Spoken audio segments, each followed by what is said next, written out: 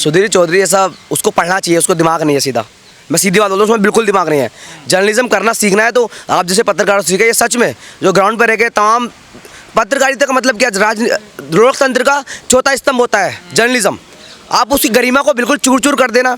एक बिल्कुल जो मानसिकता है, एक जर्नलिस्ट जो होता है सबसे ज़्यादा प्रगतिशील होता है। वो जानता है समाज में जो ऐसे समाज है उसको ऐसे देखने की काबिलियत रखता है। जर्नलिस्ट ही होता है कि जाके इस समाज में जो तमाम चीज़ें हैं अपने टीवी के माध्यम से, अपने चैनल के माध्यम से उनको बताए लोगों को कि इस समाज में इतनी ऐसी बुराइयाँ चल रही है और ऐसी तमाम लोग जो लड़ रहे हैं उससे साथ हैं हम। लेकिन यहाँ की पत्रकारिता देखिए, main stream, so called main stream Indian media, गोदी मीडिया, सब पैसे खाए हुए लोग हैं। जो सुधीर बोल रहा है ना, वो सीधा संघ बोल रहा है, वो संघ की भाषा बोल रहा है। सीधी बात है, सीधी आरएसएस की भाषा बोल रहा है वो, क्योंकि वहाँ से उसको पैसे मिलते हैं, वहाँ से उसको नोट मिलते हैं। मैं ये बात का दावा करता हूँ, जहाँ जहाँ रिजर्वेशन रहा है वो संस्थान, वो ऑर्गेनाइजेशन, वो संगठन, हर चीज़ में वो सबसे ज़्यादा बढ़िया रहा है, सबसे ज़्यादा अच्छा रहा है। अब मैं बताता हूँ, लॉ में, जुडिशरी में रिजर्वेशन नहीं है ना, कितनों आज भी जेलों में जाके देखिए, थानों में जाके देखिए, किन लोगों को सबसे ज़्यादा जेलें हो रही हैं, कौन लोग उसके अंदर हैं, क्या वो ठीक से डिसीजन ले पा रहे हैं। मैं कहता हूँ आज भी अगर वहाँ रिजर्वेशन होता, वहाँ SC ST OBC के लोग होते ज़्यादा तादाद में, वहाँ माइनॉरिटी के लोग होते, तो आज सुप्रीम कोर्ट या तमाम ऐसी जज, ऐसी कोर्ट बहुत ज़्यादा अच्छा डिसीजन ले रहे होते और इस सरकार को गिराने का वही लोग काम करते, क्योंकि वो जानते हैं कि ये सरकार क्या कर रही है, सब कुछ कैप्चर करना चाहती है। इतने घृणा क्यों फिर? ये तो आरक्षण सबको मिल गया तो देखो सीधी बात है, उन लोगों को आरक्षण का मतलब नहीं समझाया जाता, ना ही वो पढ़ना चाहते। मंद बुद्धि होते हैं, गोबर बुद्धि होते हैं, पेशाब गौमूत्र पी के तो बड़े होते हैं, सीधी बात है। वो खुद बोलते हैं, यहाँ के तमाम ऐसे मनुवादी लोग, ब्राह्मणवादी लोग, सो कॉल्ड ब्राह्मण्स, सीधी बात बोल रहे हैं। तो इस बात को हमको समझने की जरूरत है और उन लोगों को भी समझने की कि रिजर्वेशन आखिरकार है क्या। सारे यज्ञ, हवन, भविष्यवाणी सब फेल होगी। देखिए यार क्या बात कर, मतलब मैं तो समझ नहीं आता कैसी यज्ञ, कैसी भविष्यवाणियाँ। आप कुछ यार मोहम्मद शमी को सनातनी बोल दे रहे हो, समझ नहीं आ रहा, कुछ भी चल रहा है इस देश में। शर्मा की कुंडली निकाल, मैं आज ही बोल रहा हूँ, इस देश को अगर कोई बचाने का काम करेगा वो सिर्फ और हम जैसे अम्बेडकरवादी लोग करेंगे। ये तमाम ऐसे जो पॉलिटिकल पार्टीज, जो अम्बेडकराइट पॉलिटिकल पार्टी हैं, तमाम जो ऐसे अब हमारे लोग हैं, वो इस देश को बचाने का काम। आपका तो सौदा दलित नेताओं ने कर दिया ना, देखिए दूसरी पार्टियों में। अरे ऐसे कैसे सौदा कर देंगे, हम तो अपना सीट डिसाइड करेंगे ना, कोई हमारा सौदा कैसे कर देगा। तुम्हारे नाम पे पद लिए जा रहे हैं, तुम्हारे नाम पे मंत्रालय, तो सीधी बात, ऐसे लोगों को हम आपके माध्यम से गरिया रहे हैं ना। कांशीराम साहब पे अपने चमचा, मैं दूसरी बार और कर रहा हूँ कि वो चमचा युग लिख के वो पहले ही ऐसे लोगों को डिस्कार्ड कर दिए कि तुम जैसे लोग जो समाज के नाम पर चमचागिरी कर रहे हो, तब समाज के नाम पर वोट लेते हो लेकिन काम पॉलिटिकल पार्टी कर रहे हो। तुम RSS में हो लेकिन समाज के नाम पे बात करोगे, समाज में आके जैसे तुमको टिकट मिला जीत जाओगे, उसके बाद तुम पार्टी को जाओगे, जो पार्टी बोले कि चलो मुसलमानों को मारो मारो, ये हरकतें कर रहे हो तुम। जो तुम्हारे अपने दलित, बहुजन, वंचित लोग हैं, शोषित लोग हैं, महिलाएं, आदिवासी हैं, जो स्कूल में, संस्थान में आज भी जा रहे हैं। मैं राजस्थान चुनाव में था अभी 6 दिन अपनी पार्टी की तरफ से कहता, मैं बता रहा हूँ। पूर्व राष्ट्रपति कहते गए अपने भाषण में कि आपकी जिम्मेदारी है आप लोगों की कि आप गांव-गांव जाइए और संविधान का प्रचार करिए। मैं बताता हूँ, देखो गाँव की बात करें, मैं अभी पिछले हफ्ते 52 गाँव में घुमा हूँ। आज भी राजस्थान की गाँव की स्थिति देख लो ना, मतलब छोटे छोटे गाँव हैं, मिट्टी घर बने हुए। मैं ये नहीं बोला, मेरी ग्राउंड रियलिटी है, मेरे पास फोटोज वीडियो सब पड़ी हैं। इतना नाली में इतना कचरा पड़ा और वहाँ के लोग कोई भी स्कूल तक नहीं है। पेड़ पे कील ठोक दी जाती है, मार दिया जाता, कोई नहीं बोलता। तो मैं समझने कि आज़ादी के इतने साल बाद भी जिस गांव की दलितों की ये हालत हो, मैं ऐसे लोकतंत्र को मतलब क्या बोले। अब ज्यादा दूर नहीं, मेरठ की घटना है अभी की, देखिए ये तो तमाम ऐसे, मैं कह रहा हूँ हर 8 मिनट बाद स्क्रॉल करो, एक दलित महिला का रेप होता है इस देश में। ये इस देश की RSS की। इन मुद्दों पे क्यों नहीं चर्चा होती फिर? ये तो पूछना चाहिए सवाल हमसे। हम तो कहते हैं, हम तो इन मुद्दों पर सबसे ज़्यादा चर्चा दिल्ली विश्वविद्यालय से और कहीं नहीं। प्रोग्राम में शामिल होने आए ना, देखिए बिल्कुल मैं प्रोग्राम में शामिल होना है, मैं स्टेज पे होल्डर नहीं था। बाबा साहब ने ये कर दिया, बाबा साहब ने वो करा, बाबा साहब तो कर गए। देखो सीधी बात है, ये लोग जो हमारे साथ हुआ सब जानते हैं, सबके साथ हुआ, उसको सुधारने के लिए आप क्या कर रहे हो? बार बार रोना कि हमारे साथ ये हुआ है, ये तो होता रहेगा। मैं एक किताब लिख दूंगा कि मेरे साथ जीवन में हुआ, आज मैं ऑक्सफोर्ड में पढ़ रहा हूँ, ये कर रहा हूँ। अरे तुम प्रावधान क्या दे रहे हो अपने समाज के लिए? पे बैक टू सोसाइटी बाबा सब कह रहे हैं, उसके लिए क्या कर रहे हो?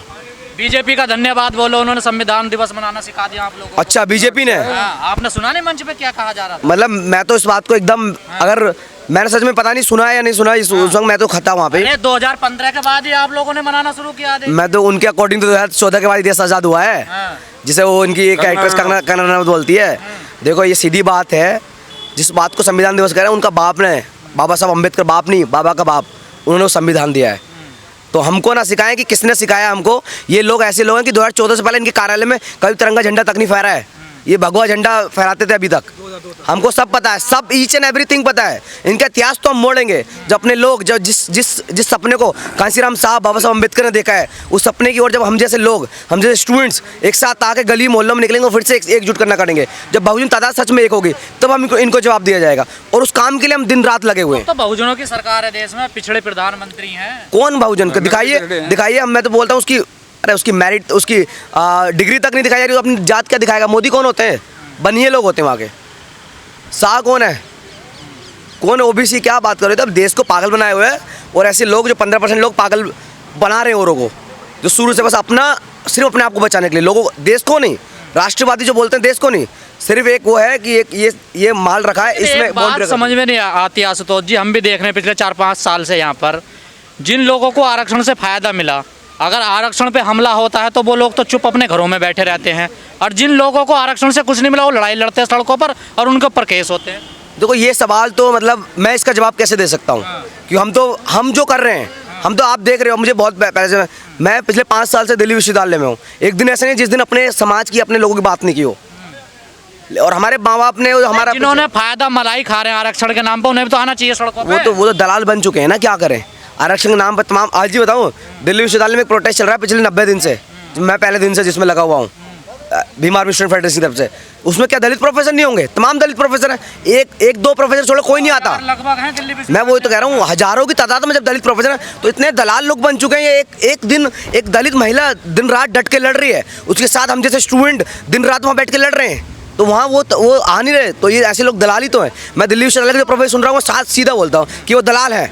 आज बाबा साहब के कसीदे पढ़े गए यहाँ पर, और शाम को सारे लोग जाकर वही पाखंडवाद में लिप्त मिलेंगे। देखिए तो हर उस बाबा साहब की जब गैदरिंग होती है, चाहे 14 अप्रैल रही हो या कुछ भी रही हो, सीधी बात है। देखो ये है कि हमारे लोगों के पास ना वो एजुकेशन नहीं पहुंच पाए, वो स्कूल नहीं पहुंच पाए, वो पढ़ने की चीज़ें नहीं पहुंच पाए। किसकी जिम्मेदारी थी ये तमाम ये सरकार की जिम्मेदारी थी। सरकार की, देखो लोकतंत्र में सरकार में लोग हैं, लोकतंत्र में जो सरकार होती है उसका सीधा दायित्व होता है कि जो समाज का सबसे पिछड़ा व्यक्ति है उस तक ये बेसिक चीज़ें पहुंचाई जाए। लेकिन यहाँ की कांग्रेस रही हो या बीजेपी रही हो, सबने धर के लूटा है, धर के हम जैसे लोगों को यूज़ किया, हमारे वोट का यूज़ किया। तभी बाबा साहब बोलते थे ना, पूना पैट गांधी की बदौलत है ये। जिस गांधी को आज हम बचाते फिरते हैं, वो गांधी सबसे बड़ा जातिवादी, सबसे बेकार इंसान था। वो किस बात का गांधी का? अम्बेडकर का देश है, और हम लोग भगत सिंह अम्बेडकर का देश बना करेंगे, फूलन फूले ऐसा देश बनेगा ये। लेकिन बार बार ये बोल के कि हम नॉन पॉलिटिकल एजेंडा डिस्कस कर रहे हैं, वो मैं इससे सहमत नहीं हूँ। अब पहले ये समझा दो कि पॉलिटिकल नॉन पॉलिटिकल क्या होता है। Each and everything is political. सीधी बात है कि सब कुछ राजनीतिक है, लेकिन हम एक टैक्स होते हैं कि नहीं कुछ पॉलिटिकल बात नहीं होगी, नहीं ये पॉलिटिकल वो साधन नहीं है। लेकिन आज जितने स्पीकर आए, ये बहुत अच्छी बात है कि अम्बेडकरवाद एक ऐसी चीज़ है जो अच्छे बड़े संघियों को झुकने में मजबूर कर देता है। वो आज हमने देखा, बहुत अच्छे से देखा। सब लोग, कौन से स्पीकर अच्छे लगे आपको? तो सब बोले बहुत अच्छा। मैं ऐसे तो कोई नहीं कि मेरा कोई फेवरेट था, मेरा कोई बुरा था, लेकिन मेरे वैचारिक तौर पर जो अच्छे बोले। एक्स राष्ट्रपति जी आए, वो 5 साल रहे सत्ता में, पावर में रहे, क्या किया उन्होंने? कुछ नहीं किया, बस वो तो फालतू गए हैं। हम तो एकदम डिस्कस करते हैं, सीधी बात। समाज तो ताली बजा रहा है, किस बात? स्वागत भी किया गया। देखो समाज के इंसान है तो समाज की इज्जत मतलब इज्जत कर लेते हैं। वो अपनी इज्जत तो बचा नहीं पाए थे, मंदिर ने जाने दिया उनको। वही लेकिन वही दूसरी ओर देखें कि ऐसे व्यक्ति को जो राष्ट्रपति पद पे उस पे हैं, राष्ट्रपति हैं भारत के, उस वक्त भी उनको मंदिर नहीं जाने दिया। तुम किस बात की बोल रहे हो कि संघ जिंदाबाद? अभी मैं देखता हूँ तमाम उनके ट्वीट वगैरह, ट्विटर से इंस्टाग्राम पे हर जगह फॉलो करते हैं। पूरा एक्सट्रीम संघी वाला पूरा प्रोपेगेंडा अपनाए हुए हैं। एक तरफ संघ से है तो संघ की बात नहीं करेंगे, वो एकदम करेंगे। अब क्या करें, ऐसे प्रोग्राम में जो इनका वो था, चौधरी साहब थे जो उन्होंने इनवाइट किया था, और हम तो ऐसे देखने आए थे कि पहली बार क्या हो रहा है। हाँ, केपी चौधरी जी, हम तो देखने आए थे कि क्या हो रहा है। केपी चौधरी ने तमाम लोगों को इन्वाइट किया, लेकिन वो लोग आए नहीं, ज़्यादातर बीजेपी वाले लोग आए यहाँ पर। यही तो मतलब देखना पड़ेगा। सीधी बात है कि हमारे लोग जो अम्बेडकरवादी लोग हैं, वो ऐसे लोगों के साथ मन शेयर नहीं करना चाहते। सीधी बात है, जो असली अम्बेडकरवादी हैं, सही बात है, वो नहीं शेयर करना चाहते ऐसे लोगों के साथ में। कैसे लोग हैं ये? अम्बेडकरवादी नहीं है? कैसे हुए अम्बेडकरवादी? एक बीजेपी का व्यक्ति कैसे अम्बेडकरवादी हो सकता है? बताइए आपसे सवाल है। बताइए कैसे हो सकता है? एक संघ और अम्बेडकरवाद से क्या मतलब? इस देश में सिर्फ 2 ही लड़ाई चल रही है, दो वाद है, एक अम्बेडकरवाद, एक मनुवाद, ब्राह्मणवाद। तो एक तरफ अम्बेडकर, एक जगह एक तरफ मनुवाद। तो ये तो मनुवादी लोग हैं। जय भीम तो दावा करते हैं संविधान बचाएंगे हम। कैसे? इन्हीं का मिनिस्टर, इन्हीं का जो लीगल एडवाइस है, वो संविधान मिटाने को बात करता है ना। तब तो कोई नहीं बोला इनमें से एक भी। ये तो सवाल है। तो मैं तो कहता हूँ आप ऐसे जर्नलिस्ट पूछना चाहिए था इन लोगों से, अगर रुकते कि आप भाई साहब ये बताइए, आप यहाँ के तमाम हम लोगों के बीच में हमें ही भाषण सुना के जा रहे हो कि अभी जाइए अनुवादों के बीच में ये भाषण सुनाइए, तब तो हम जाने कि आप असली में अम्बेडकरवादी या अम्बेडकर को मानते हो सच में कि आप अम्बेडकर वैसे ऐसे स्टेजों पे आए हो, या बीजेपी में आपको मौका मिला है अम्बेडकर वैसे। और ये बात रियलिटी है, कोई महिला हो, दलित महिला हो या दलित पुरुष हो, और उनको बीजेपी में राष्ट्रपति बनने का मौका मिला भारत का, तो वो सिर्फ और सिर्फ अम्बेडकर की वजह से मिला, जस्ट बिकॉज ऑफ अम्बेडकर का कॉन्स्टिट्यूशन की वजह से, संविधान की वजह से, जिसको कल 74वां दिवस पद मिलने के बाद भूल जाते हैं ना, और जब पद उतर जाता फिर आप बाबा साहब याद आ जाते हैं। देखो ऐसे क्या हो, कांसीराम साहब ने इस पर एक बहुत अच्छी किताब लिखी दी चमचा युग। उस किताब को जाकर ऐसे लोग पढ़ेंगे तो हमने साफ साफ दिख जाएंगे कि जो समाज के नाम पर दलाली करके नेता बनते हैं, वो नेता बनने का सिर्फ और सिर्फ उस पार्टी के नेता बन के रह जाते हैं, निकलते हो समाज से। मैं तो कहता हूँ कि आप कोई सी पार्टी में हो, दिक्कत नहीं है, आप उस पार्टी में रहकर जिस समाज से आ रहे हो उस समाज की बात करिए। आप अगर एक दलित बस्ती से निकल कर नेता बने हो तो उस दलित बस्ती के बारे में पहले सोचिए, ना कि जिस पार्टी में तुम गए हो उस पार्टी के बारे में पहले सोचिए। लेकिन आज का तो छोड़ो ना ऐसी पार्टी, क्या मतलब जो आप, अरे हम क्या, पॉलिटिक्स क्या होती है, नेता बनना क्या होता है। आप जिस हम समाज से निकले उस समाज की तमाम जो उनको सताया जा रहा है उसके खिलाफ आवाज़ उठा सके, उनको अधिकार दिला सके, ये असली नेता की पहचान होती है।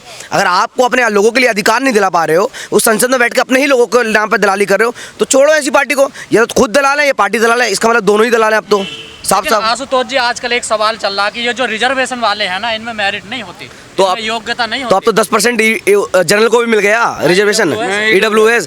मैं सीधा पूछता हूँ कि 15% को 10% मिल गया, हम 85% को अभी 49% रिजर्वेशन है, तो सबसे ज़्यादा मेरिट किस में हुई? हम तो बता दें सबसे ज़्यादा मेरिट अगर मौका देखे तो देखो, हम फर्स्ट जनरेशन लर्नर हैं, हमारे माँ बाप कभी पहले नहीं पढ़े हुए, हम पढ़े हुए हैं। अब मैं बोलता हूँ कितना भी बड़ा संघी आ जाए हमसे डिबेट करे इंटेलेक्चुअलिटी में, मेरिट पे, विश्वविद्यालय में, मैं दिल्ली विश्वविद्यालय का छात्र हूँ, हर चीज़ पे आके हमसे बात करें, हम बताएंगे मेरिट किसको बोलते हैं। आज ही बोलते हैं कि जो लोग हमारे लोग आ रहे हैं वो मेरिट लेकर आ रहे हैं, उनसे कहीं ज़्यादा काबिलियतदार है, सदियों से काबिलियत रही है, बस उनको मौका नहीं मिला, अपनी फील्ड में काबिलियत रही है। तमाम ये इतना बड़ा विज्ञान भवन किसने बनाया है, इसका अंदर का इंफ्रास्ट्रक्चर देखो किसने बनाया है। मैं आज ही बोलता हूँ तमाम मेहनत मजदूर दलित लोगों ने बनाया है, बहुजनों ने बनाया। तो हमारी काबिलियत पे शक ना करें। सुधीर चौधरी को क्यों शक हो रहा है आप लोगों पर? किस पे? आप लोगों पर, किस दलितों पर? किसको शक हो रहा है? सुधीर चौधरी क्या वो बेवकूफ़ है, वो व्यक्ति, मैं तो समझ नहीं आता। मैं तो यही सीधा एक मिनट सीधा एक ये तो ये बात है कि रिजर्वेशन होता शायद जीत जाती इंडिया वर्ल्ड कप, शायद जीत जाती है, बिना रिजर्वेशन तो हार गई।